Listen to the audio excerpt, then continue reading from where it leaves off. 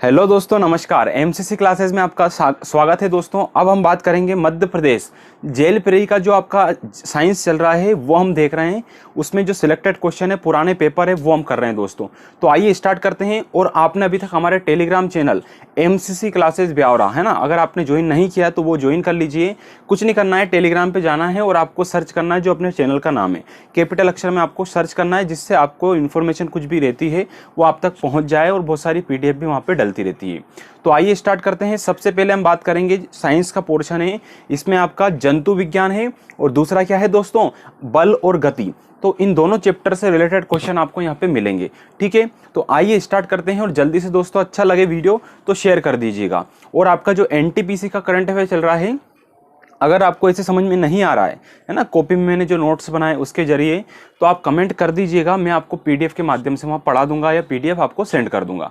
तो आइए स्टार्ट करते हैं। सबसे पहले साइंस का आपका पहला क्वेश्चन आता है दोस्तों कि टेनिन एकत्रित होता है दोस्तों। ठीक है, तो टेनिन कहाँ एकत्रित होता है, तो ये होता है कास्ट में। कास्ट यानी कि फ्लैश में ये क्या होता है दोस्तों, एकत्रित होता है टेनिन। ठीक, दूसरे प्रश्न की बात करेंगे, कवक द्रव क्या है दोस्तों, कवक द्रव कहाँ रखा जाता है, तो कवक द्रव होता कहाँ है, मोनेरा में। कहाँ होता है दोस्तों, कहाँ रखा जाता है, मोनेरा में रखा जाता है कवक द्रव को। ठीक है, अगला क्वेश्चन आता है द्विनाम पद्धति, जैसे होमोसेपियंस बोल दिया अपन ने, तो द्विनाम पद्धति ये किसने रखा, तो ये रखने वाले व्यक्ति हैं लीनियस। क्या है दोस्तों, लीनियस, जिन्होंने द्विनाम पद्धति दी है। इसमें क्या होता है, आपका नाम आया तो पहला जो नाम आएगा उसमें वंश का नाम रहता है और दूसरा उसी में जो वर्ड रहता है वो जाति बताता है। पहला वंश बताता है, दूसरा जाति बताता है। फिर अगला प्रश्न आता है कि 5 जगत वर्गीकरण का जनक कौन है, तो रॉबर्ट विटेकर। कौन है दोस्तों, रॉबर्ट विटेकर। याद रखना, 5 है तो वीट है, क्या है, विटेकर, याद रखना। ठीक है, रोबोट है यानी 5 है, तो ठीक, तो 5 का वर्गीकरण यहां हो गया, द्विनाम पद्धति लीनियस ने कर दी। अगला प्रश्न आता है आपका, छत्रक, फफूंद और खमीर किसके उदाहरण है, तो छत्रक, फफूंद और खमीर दोस्तों मृत जीवी के उदाहरण है। क्या है दोस्तों, ये मृत जीवी होते हैं, आपने पढ़ा भी होगा। अगला प्रश्न आता है, अपकेंद्री बल कैसा बल होता है, तो अपकेंद्री बल होता है दोस्तों आभासी बल। कैसा होता है, आभासी बल। ठीक है, ये आपने देखा होगा, आभासी बल दोस्तों। अगला आता है, एक नाव जल में नहीं डूबती, क्यों नहीं डूबती साहब, बाकी अपन कुछ पत्थर फेंकेंगे डूब जाएगा।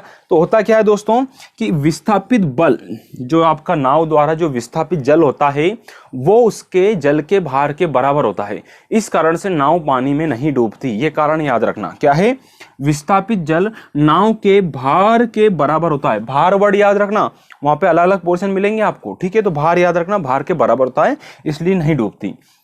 एक प्रश्न आपको शायद दिख नहीं रहा होगा यहाँ पे है उत्प्लावन बल दोस्तों किसने दिया, तो आर्किमिडीज का सिद्धांत पे काम करता है उत्प्लावन बल, ये आपको याद रखना है।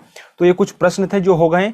अगली हम बात करेंगे इधर की साइड दोस्तों, तो इधर आपका प्रश्न आता है, सबसे पहले रेल की गति किस प्रकार की होती है, तो जो रेल की गति होती है ना दोस्तों, वो होती है रूपांतरित गति। कैसी गति होती है, रूपांतरित गति होती है दोस्तों। अगला है, यदि कोई वस्तु वृत्ताकार गति से एक ही पथ पर गतिमान है, लगातार दोस्तों क्या हो रहा है कि वृत्ताकार गति से घूम रही है एक ही जगह, तो क्या होगा, इसका वेग क्या हो जाएगा दोस्तों, परिवर्तित होता रहता है। इसका वेग परिवर्तित होता रहता है, ये भी आपको याद रखना है। फिर आता है दोस्तों, एक तोप से गोला दागा तोप आपने देखी होगी, तोप से क्या किया, गोला दाब दिया। ठीक है, अब गोला जैसे दाबा दोस्तों क्या हो गया, गोले की गति कैसी हो जाएगी, तो गोले की गति होगी प्रक्षेप्य गति। ठीक है, ऐसे करके गिरता है ना गोला, ऐसे याद रखना है। फिर आता है डॉपलर प्रभाव, तो डॉपलर प्रभाव किससे रिलेटेड है, तो डॉपलर प्रभाव ध्वनि से रिलेटेड है दोस्तों। ठीक है, ये क्वेश्चन आते हैं, बड़े इंपॉर्टेंट क्वेश्चन है। जैसे मैंने उत्प्लावन बल वाला बताया आपको, डॉपलर प्रभाव हो गया, कवक का द्रव हो गया, द्विनाम 5 पद्धति वगैरह जो है आपके इस प्रकार के प्रश्न आते हैं। एक होता है दाब का सूत्र बताइए, तो दाब का सूत्र होता है बल बटे क्षेत्रफल। क्या होता है दोस्तों, दाब बराबर बल बटे क्षेत्रफल होता है। ये कुछ क्वेश्चन थे जो मैंने करवाए दोस्तों, आप इसका स्क्रीनशॉट ले लीजिए और प्लीज इसको थोड़ा शेयर जरूर कीजिए दोस्तों, है ना, तो थोड़ा मुझे भी अच्छा लगेगा और आपको भी अच्छा लगेगा।